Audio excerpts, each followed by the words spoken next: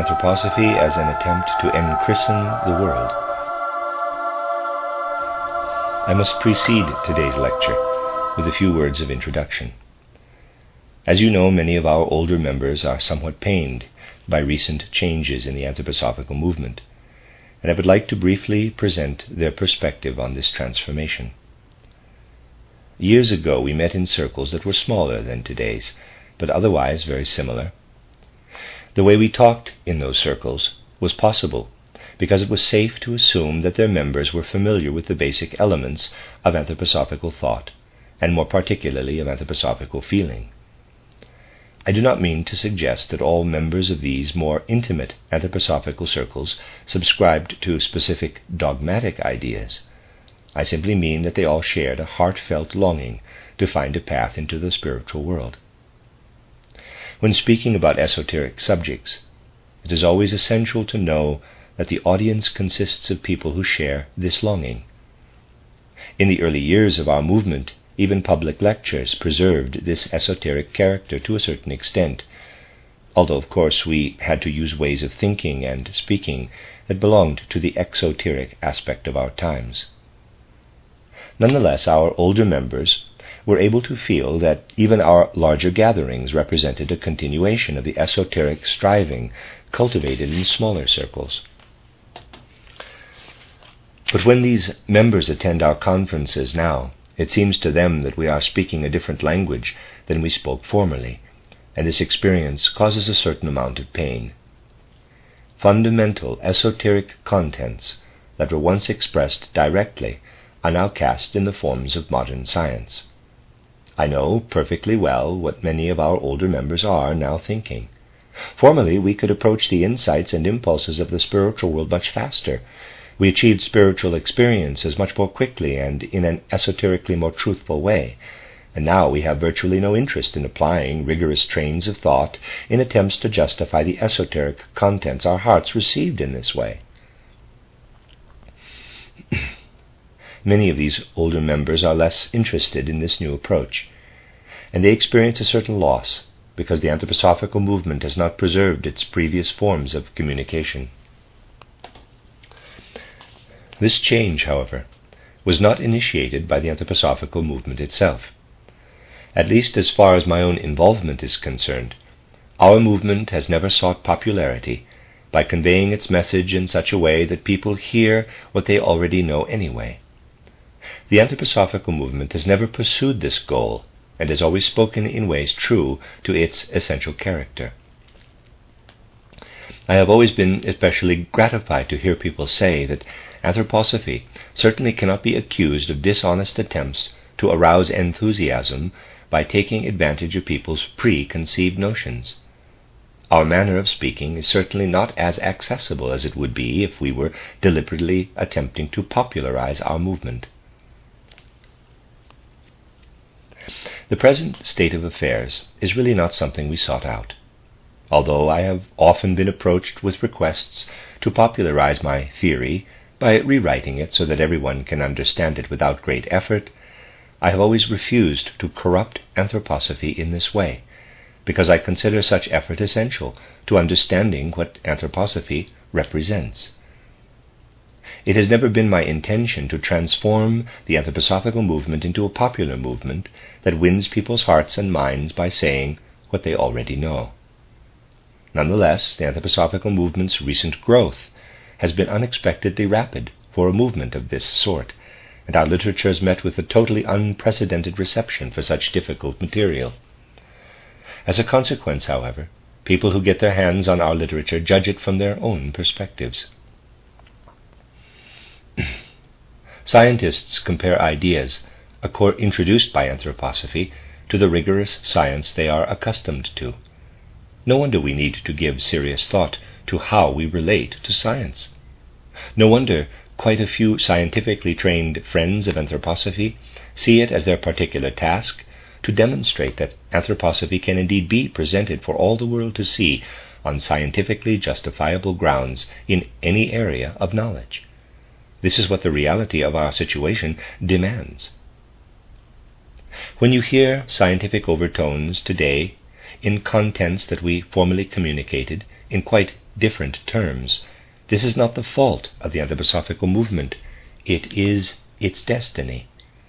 This is what the world demands. We have had to present anthroposophy to the broader public, and we have been able to do so only by entering into discussion with leading personalities. For us, however, the point is not to make anthroposophy more closely resemble science. The point is to imbue science with anthroposophy. On the positive side, it has been very satisfying to welcome professionally trained friends to our midst, experts who can represent our budding anthroposophically oriented sciences to the scientific community. Nonetheless, it is true that their presence among us has resulted in an internal division in our movement that we have not yet been able to bridge. And it cannot be said that esotericism no longer lives in our more intimate circles.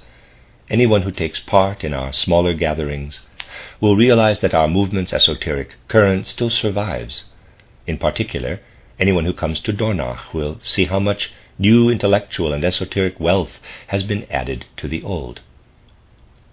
Nonetheless, a cleft has developed between anthroposophy as it is heard in public and anthroposophy as it is cultivated in more intimate esoteric circles. To date, we have been unable to bridge this gap, owing to shortages of time and manpower. On the one hand, we must continue to devote ourselves to esoteric training. On the other hand, our younger members in particular are very actively developing the anthroposophical worldview in all its social and practical applications. It is certainly both necessary and possible to bridge the gap between our esoteric efforts and the exoteric face of anthroposophy as it appears in our public conferences. This gap must be filled, and each of us must feel that if we simply had the necessary time and energy to do this work within our movement, it would indeed be possible to build a bridge between the purity of what we hear spoken out of the spiritual world and what we teach in harmony with exoteric science. This should give you a picture how I myself see the situation surrounding the current work of our anthroposophical movement. I might say that two outward appearances, this movement has outgrown us in a certain respect. But I remain hopeful that more and more friends will appear among us who are able to bridge the gap. The purpose of these introductory remarks was to point out that we must use very different forms to convey esoteric contents and to communicate with the broader public in the context of contemporary culture. Directly communicated esoteric content would not speak to the hearts of our contemporaries, who come to our movement as complete newcomers. Without seeking popularity, those of us who have been part of this movement for decades must be concerned about making anthroposophy accessible to all who choose to hear about it. This is something that we should all inscribe in our hearts, because any member can help to make it possible.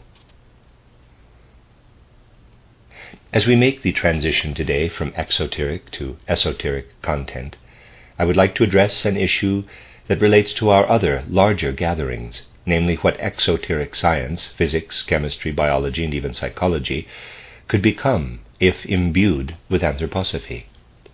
This is the only way that the bridge between scientific knowledge and religious activity can be bridged. When we allow ourselves to be inundated with modern science, it is true that we lose a certain connection to the spirit weaving and surging through the cosmos.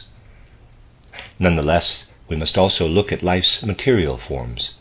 Spirit is present in all material manifestations of our life, which cannot persist without our participation in the spirit. Today we must understand that this spirit does not merely attempt to address the cosmos out of human longing. It attempts to flow into our earthly world from a different world. We must understand that the windows between our world and this other world have been opened, not by us alone, but also by the spiritual world that surrounds us. This was not the case in the 19th century, before a number of superhuman extraterrestrial spiritual powers decided to allow a wave of spiritual life to flow into earthly life. When we consider the history of our times, we must realize that human beings are now newly able to receive the spiritual world if they so desire. Consequently, cultivating the spirit on earth is now a super-earthly task, an intrinsic part of the life of the spiritual world itself. Now that human beings are again beginning to sense a dim longing to access the spirit, which was often not the case as recently as the last third of the 19th century, this longing, whenever it is truly willed, is being met by revelations from spiritual worlds. This sense of longing is the appropriate basic mood in which to approach anthroposophical activity. This new accessibility of the spiritual world means that humankind now faces an important decision that cuts to the heart of every individual. For centuries, human beings have been developing their intellect, which has gradually led us away from spirituality. Although intellect is spirit, in fact the very purest spirit, it no longer has a spiritual content. Instead, it has chosen the world of outer nature as its contents. In other words, the intellect is spirit, but fills itself with something that cannot manifest as spirit. This is the great modern tragedy of the cosmos. In moments of introspection, we human beings must acknowledge that although intellectual activity is spiritual activity, our intellect is powerless to receive spirit directly. Instead, we fill our spirit with natural material existence. This state of affairs is fragmenting modern human souls and turning them into a wasteland. Although we may not want to admit it, the spiritual regions of the human soul are becoming fragmented and desolate. This is the fundamental evil and the underlying tragedy of our time. In our usual anthroposophical terminology, the spiritual powers that prevail in all natural existence and enter us when it fills our spirit are called the Ahrimanic forces. Our intellect, as it has developed over the past few centuries, is exposed to a grave risk of falling prey to Ahrimanic forces. As long as it still preserved the legacy of ancient spirituality, these Ahrimanic forces did not wield as much power over human beings as they do today. To all appearances, the natural world lies spread out around us, but this is an illusion. In reality, Ahriman lives in this natural world. When we perceive nature, we believe that it is governed purely by neutral, natural laws, but in fact we are unwittingly taking in Ahrimanic spiritual powers that have set themselves a specific task within the existence and evolution of the cosmos as a whole. When we talk about the task of spiritual powers such as these, it is easy to wonder why the divine governance of the cosmos permits them to intervene. In response, we must emphasize that although everything earthly can be understood with ordinary human reason, anything of a spiritual, scientific, earth-transcending character can be understood only through direct spiritual perception. These adversary forces exist, but how they relate to the divine spiritual powers that foster human development is something that we human beings will be able to understand only much later in our evolution, if ever. In fact, these adversary forces may always elude human understanding, because understanding them requires the application of superhuman forces. All we can say is that these powers do exist, and they reveal themselves to spiritual perception. As I described in title Esoteric Science, the task of these Ahrimanic powers is to prevent the earth from evolving as intended by the divine spiritual powers that have been involved with human souls from the very beginning of time. In Esoteric Science, I describe the future evolution of our earth as the Jupiter and Venus stages. The Ahrimanic powers are attempting to prevent this future development. They want the earth to harden and freeze as it is, They want the human race to become trapped in exclusively earthly materiality and live on in the future of the cosmos as a dead image of its own past. These powers have specific cosmic goals, and binding human beings to the earth is certainly one of them. If the Ahrimanic powers were victorious, the earth would never achieve its spiritual goal. Human beings would be estranged from their origins and from the powers that set human evolution in motion. The human body would assume an outer form still fully adapted to earthly life, but all human potential to transcend the earthly would be suppressed. As long as our intellect remained rooted in spirit through an ancient legacy, as it was in the previous 3 or 4 centuries, the Ahrimanic powers could not approach human beings. Since the beginning of the 20th century, however, the situation has changed. Ancient Indian wisdom, divining the beginning of a new age, set the end of the Dark Age, Kali Yuga, at the end of the 19th century. The dawning of the new age means that from the beginning of the 20th century onward, human hearts need no longer cling to their old legacy, but can truly absorb new, pure light into our earthly life. But this spiritual light will elude human beings unless we make a deliberate effort to receive it. As long as the old legacy prevailed, human intellect was not as damaging as it can be today. In recent times, our understanding of the solid, liquid, gaseous, and etheric elements of the natural world has evolved. When we look at the earth and its elements, they appear as if devoid of spirit. But when we consider hydrogen, nitrogen, oxygen, and so forth, and the physical laws that govern them, we give the Ahrimanic powers a point of attack in the context of cosmic evolution. Because we pay no attention to the spirit around us, Ahriman can creep inside us without our knowledge and usurp that spirit. This is why we must learn about the spirit around us. It is no longer acceptable to talk about solid matter only in terms of chemical elements such as sodium and calcium. We must also be aware of the spiritual element associated with everything that is solid or earthly in character. We must realize that the solid earthly matter we encounter in the outer world is associated with spirit, specifically with a spirit that has a unique tendency to manifest as a multiplicity. Wherever physical vision sees solid matter, spiritual perception also sees many different spiritual beings. Ancient instinctive wisdom called these beings gnomes and the like. There is no need to retain these antiquated names, however, if people are shocked by them. We can speak about these beings in more familiar terms. The point is that we must pay attention to the spirit that manifests in every clump of solid matter. When we gather in more esoteric circles, as we are doing today, we can be more direct.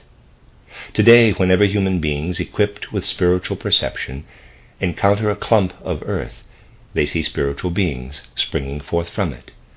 These beings are not physically incarnated, so we cannot see them with physical eyes, but they can be perceived with spiritual sight.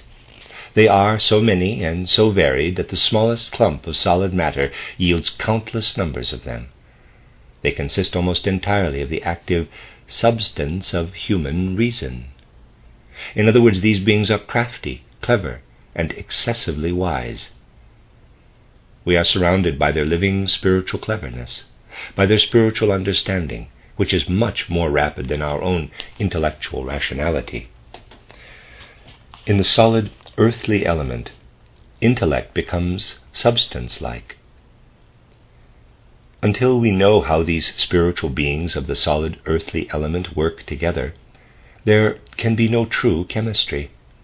Anthroposophy can understand the chemistry we have today, but we will grasp the full truth only when we discover the object of supersensible perception, the spiritual element in everything earthly.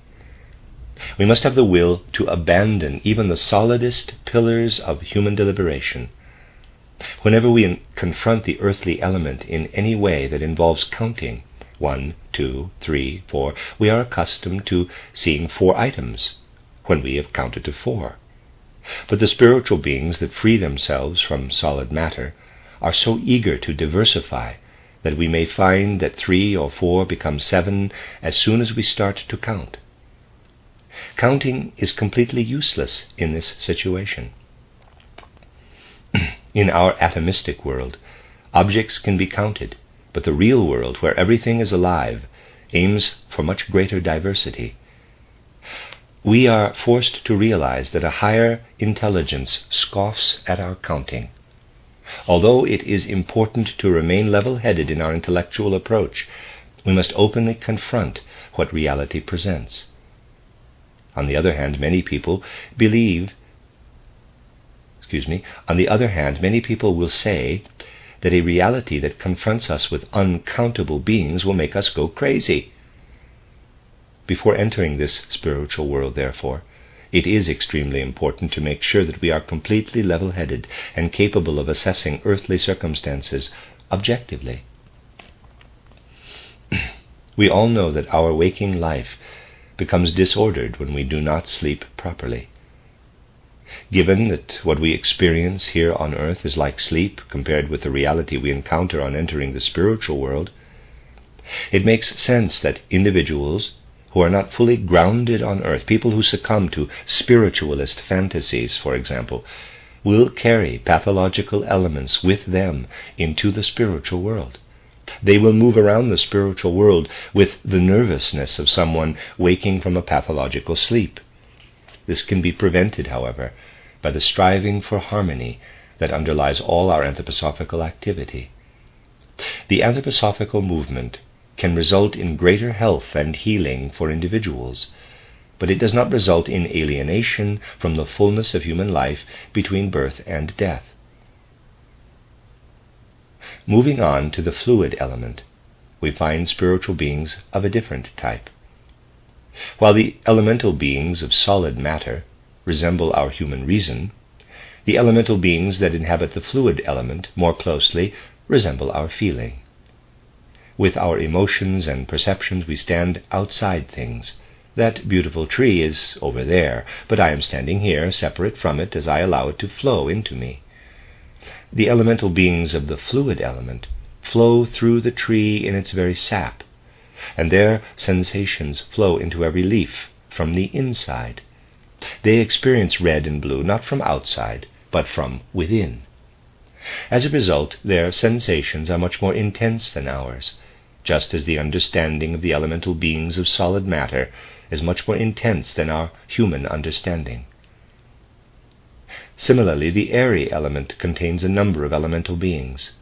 The more these beings approach this element, however, the more they lose their longing for diversity. We get the feeling that the concept of number becomes increasingly less applicable as we move up into the airy element, where elemental beings increasingly strive for unity. Nonetheless, the elemental beings of the air manifest in great diversity, similar to that found in human will. The elemental beings of solid matter are inwardly related to human intelligence, the beings of the fluid element to human feeling, and the beings of the airy element to human will. The Catholic Church construes the worship of saints in its own particular way, of course, but the underlying impulse is more profound. We, however, must learn not only to find the surviving spirits of revered human beings, but also to seek the spirit in everything around us, just as we seek the natural world with our physical senses. When we do this, we make our way upward to the light that streams toward us and the life that pulses through the cosmos. We make our way upward toward the beings that strive for unity and seduce human beings to perceive the spirit in the cosmos as unitary. Monotheism grew out of the etheric world's revelation to earthly human beings. But when we make our way up to these beings of light, these elemental beings of the ether, we find ourselves in a different outer world, which consists not only of physical light, but also of the spirit that streams down to us in every ray of sunlight. Here we discover beings similar to those found in the earthly elements. Instead of attempting to bind us to the earth as the Ahrimanic powers do, these beings of the etheric element want to prevent us from fully understanding the earthly element. They want to arrest human evolution and prevent the earth from achieving its ultimate goal. The Ahrimanic beings want the earth to evolve to a point that serves their purposes. In contrast, these other beings are intent on holding the earth back at earlier stages of development, preventing it from realizing its full potential. The elemental powers of the ether have decided to enter into alliance with Lucifer. This is the second such decision that confronts us when we look up into higher spheres. Ahriman and his forces gain access to human beings when we shut ourselves off from perceiving and understanding the spirit. Lucifer, along with the powers that live in the ether, moves into us when we neglect the right sort of inner absorption. In short, we are now confronted with adversarial forces both from above and from below. This whole choir of beings that surrounds us in stones, plants, animals, and physical human bodies can either reveal itself to us if we willingly receive the Spirit, or remain inaccessible to our consciousness. If we choose to know nothing of the spiritual world, this whole choir succumbs to the Ahrimanic powers. Ahriman forms an alliance with the spirits of nature. The preeminent decision in the spiritual world today is to forge an alliance between the Ahrimanic forces and the forces of nature. The only way to prevent this alliance is for human beings to learn to perceive the spiritual world and become as familiar with nature spirits as we are now familiar with the chemical elements of oxygen, nitrogen, hydrogen, calcium, sodium, and so forth. To our scientific understanding of the sense-perceptible physical world, we must add a science of the spirit, and we must be absolutely serious about it. We cannot approach the spirit through mere pantheistic talk. We must avoid the lack of courage that prevents people from talking about concrete spiritual beings. What would have happened in human evolution if the people of the Old Testament and others had adhered to the pantheistic view of a vague, universal spirit and had not dared to talk about individual spiritual beings?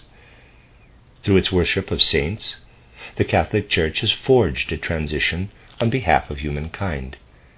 In this case, the object of devotion is the human soul spiritual element that survives in the spiritual world. The powers that live in warmth, ebbing and flowing in the alternation between summer and winter, also live in our blood, which pervades our bodies with warmth. These powers mediate between the Luciferic and Ahrimanic elements. In the outer world, these mediating forces ebb and flow regularly and rhythmically like our blood circulation, not irregularly as warmth does in meteorology. In the objective ebb and flow of warmth in our circulation, we are also enveloped by the ebb and flow not only of these elemental spirits, but also of the entire elemental world. We can extract ourselves only by finding our way into the spiritual world in full consciousness, which is possible only if we are not afraid to look that world squarely in the face. At this point, however, we encounter an obstacle to the continued existence of our anthroposophical movement. Let me illustrate what I mean with one of many possible concrete examples. Today, what we as anthroposophists have to say about the field of medicine, for example, must tie in with exoteric medicine. This is what the world demands of us. We must talk about the etiology of specific diseases in relationship to outer material forces of nature, for example, how rickets relates to the air around us. We must use materialistic statistical methods to quantify how many people with rickets live in places with northern or southern exposures.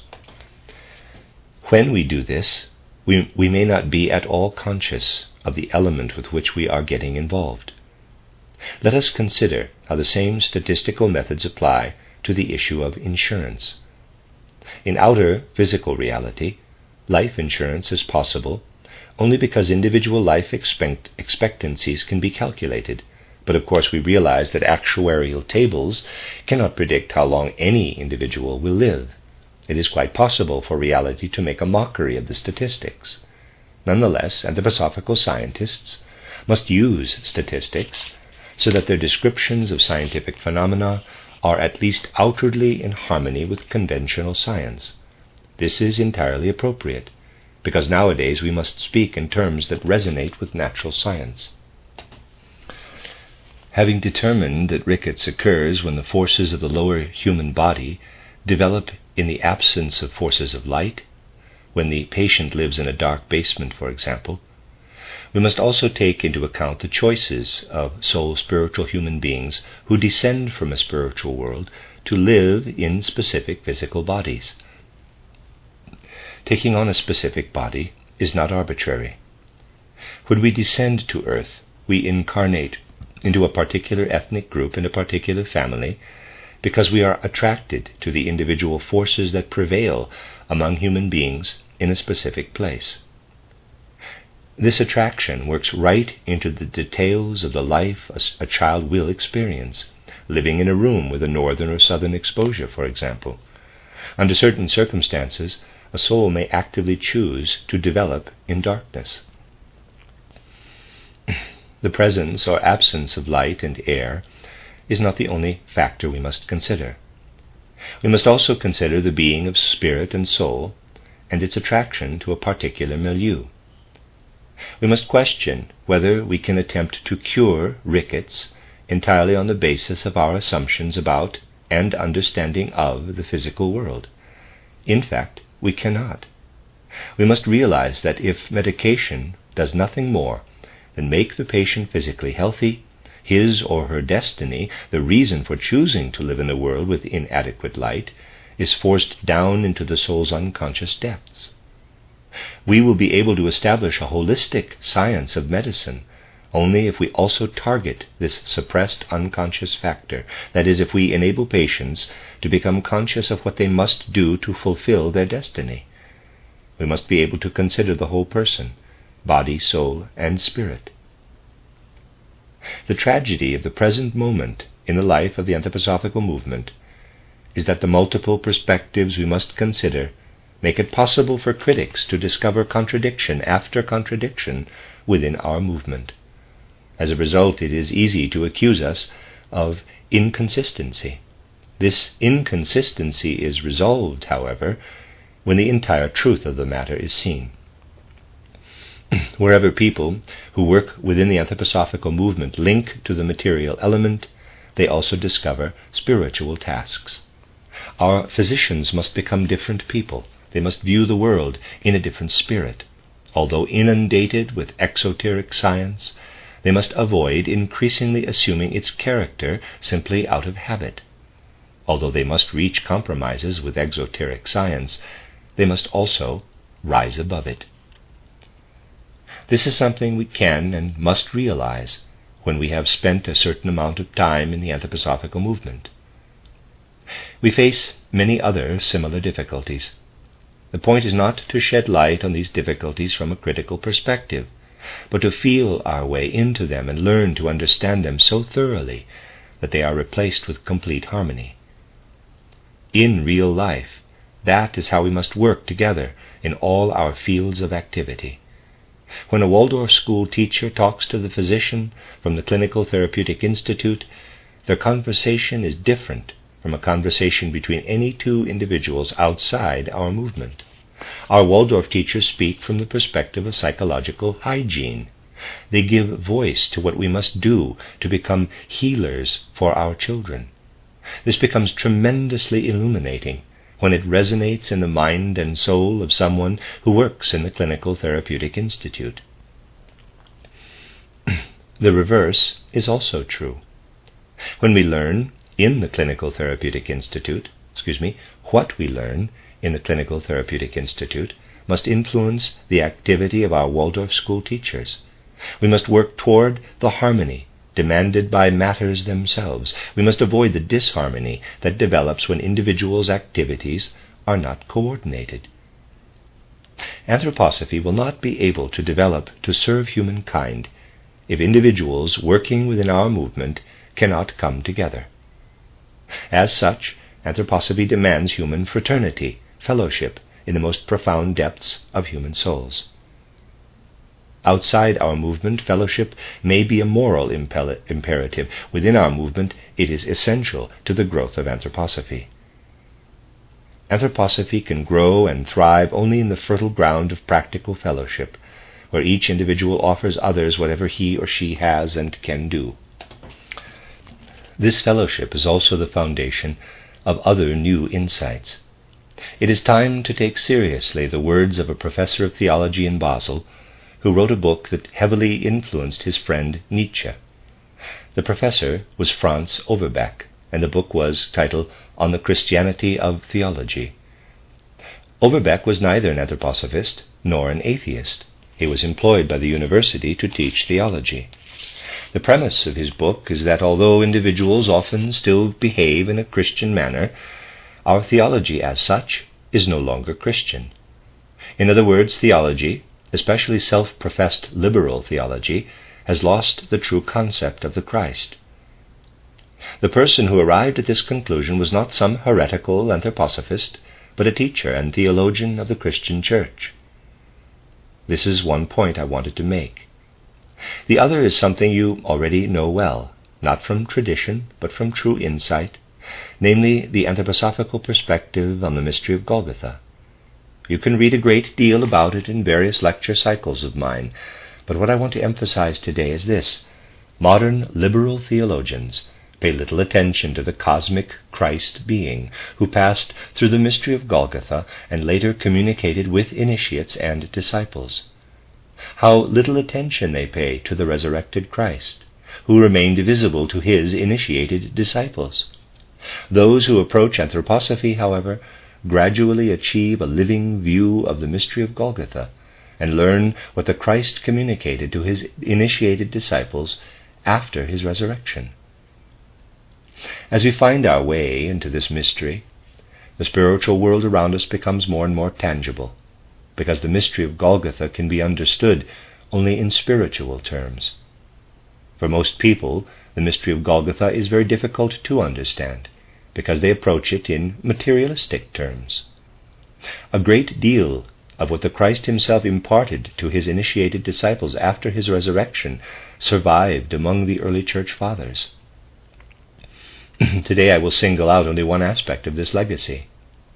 You see, prior to the mystery of Golgotha, humankind possessed a certain kind of primeval wisdom. When we look back on the early stages of the earth's development, we find human beings who were primitive, but not at all animal-like, or at least only in their outward appearance. These primitive humans received primeval wisdom from superhuman, divine spiritual beings. This wisdom was no illusion, it really existed. Early humans were filled with wisdom, not ignorance, but this wisdom which we admire so greatly when we rediscover it consciously on the basis of anthroposophy. Let me read that again. Early humans were filled with wisdom, not ignorance. But this wisdom, which we admire so greatly when we rediscover it consciously on the basis of anthroposophy, was then quite dreamlike. People experienced it in images that were not associated with a strong sense of self. At the beginning of the earth stage of evolution, a tremendously profound archetypal wisdom prevailed among outwardly animal-like human beings, who received this wisdom from divine spiritual beings and became conscious of it only in images. Apropos animal-like, let me note in passing that when we finally achieve a holistic view of the natural world in all its complexity, we will judge animals differently than we do today. For example, when we look at a coiled snake lying as if paralyzed while digesting its prey, we will see an expansive inner life, like a cosmic dream, and we will realize that even the snake's digestive abilities are provided by the world of images, by the cosmos itself. we will also discover the spirit within the Ahrimanic principle. But let us get back to the primeval wisdom of early humans. Because their wisdom was dreamlike in character, these people did not experience death to the extent that we do today with our emphasis on exoteric perception. Although our early earthly forebears did not see themselves and each other as animals, there was something animal-like in their relationship to death. They did not experience death in the depth of their souls, as their descendants would do. Although these people lived and then ceased living, they remained virtually untouched by life's end, because they were illumined by the spirit that worked through their primeval wisdom during life. Because they never felt totally separated from the spirit, death was not an especially meaningful event. They experienced it only as the casting off of the body, similar to the sloughing off of a snake's skin. They did not experience death with our degree of clarity. To look at death as modern humanity does would have required spiritual forces that those early humans did not possess. In ancient times, before the mystery of Golgotha, death emerged only gradually as the riddle that now confronts human beings. Let us imagine for a moment that the mystery of Golgotha had not happened. Without it, the ancient wisdom would have become increasingly unconscious as humankind's evolution continued. Human beings left with exclusively exoteric perception would have been inconsolable in the face of death and its terrible consequences. As the millennium of the mystery of Golgotha approached, human souls increasingly faced the possibility of their own deaths. But as the risen Christ told his initiated disciples, humans received their primeval wisdom from divine spiritual beings at a time when the gods themselves were not familiar with death. Because the divine worlds knew only metamorphosis, not death, ancient wisdom supplied no perspective on death and overcoming it. The resurrected Christ told his disciples that those loyal to God the Father had sent him to earth to live in a physical body and experience death, an impossibility in the world of the gods. He told them that he had come down to earth so that the gods could experience death, and so that all human beings who truly understand Christianity can learn to understand the Spirit's victory over earthly death. These teachings of the resurrected Christ survived for 4 centuries, until exoteric views of Christianity triumphed. The Christ called out to humankind to understand death as the freeing of spirituality from the human body when its time in the earthly world is over. Through the mystery of Golgotha, however, the gods themselves also gained this understanding. Thus the erection of the cross on Golgotha was also a cosmic event. One of the most important cosmic events was actually enacted on earth. The cross not only rose up from the earth, but also descended to it. An agreement forged by the gods was implemented on earth for human beings to behold. This is how the true Christ could be seen, but this view is lost to modern theology. If you read Harnack, for example, you could simply cross out the name Christ wherever it occurs and replace it with the generic God, because Harnack does not talk about the living, risen Christ, and fails to recognize the super-earthly significance of the mystery of Golgotha. When we embrace this significance, we become increasingly comfortable with the idea that spirituality needs death, that human beings would fail to achieve their evolutionary goals if they did not repeatedly pass through the portal of death. Through the mystery of Golgotha, the beginnings of an understanding of human death entered all future earthly evolution. We must go still further, however. There is something else we must understand. Today we are surrounded by dead nature, and we congratulate ourselves heartily when we understand it. We attempt to understand not only minerals, but also plants and even animals in terms of their chemistry. In other words, we see only the dead element in everything. The ideal of our modern way of thinking is to replace life with dead mechanics and chemistry. We like to imagine that a plant develops tiny little processes that, when put together, merge into what we call life. This is not what happens. There is real life inside that plant. We must realize that we see death all around us because our perception is completely death-oriented. Christianity, which frees us from the constraints of death, tells us that souls who do not understand the resurrection, the fact that the Christ lives, are dead souls. We must also understand that if we relate only to dead matter, we ourselves become dead and aromanic. But if we have sufficient courage and sufficient love for all the beings around us to relate to them directly, not to our dead ideas about them, we discover the Christ in everything and victorious Spirit everywhere. When this happens, we may need to speak in ways that seem paradoxical to our contemporaries. We may need to speak about the individual spiritual beings that live in the solid and fluid elements and so forth. As long as we avoid talking about these beings, we are talking about a dead science that is not imbued with the Christ. To speak about them is to speak in a truly Christian sense. We must imbue all of our scientific activity with the Christ. More than that, we must also bring the Christ into all of our social efforts, all of our knowledge, in short, into all aspects of our life. The mystery of Golgotha will truly bear fruit only through human strength, human efforts, and human love for each other. In this sense, Anthroposophy in all its details strives to imbue the world with the Christ. We raise the sign of the Christ over all of our efforts. If we look out over the natural world and find no God in nature, that can be due only to a pathological condition within ourselves. A contemplative approach to nature reveals God everywhere. Nature itself tells us, ex Deo nascimur. Inner inability to realize that we are born out of God is an illness. In the course of our earthly life, however, we must find the Christ through our own soul forces, so that we may die properly, because the Christ alone allows modern humanity to experience life in death.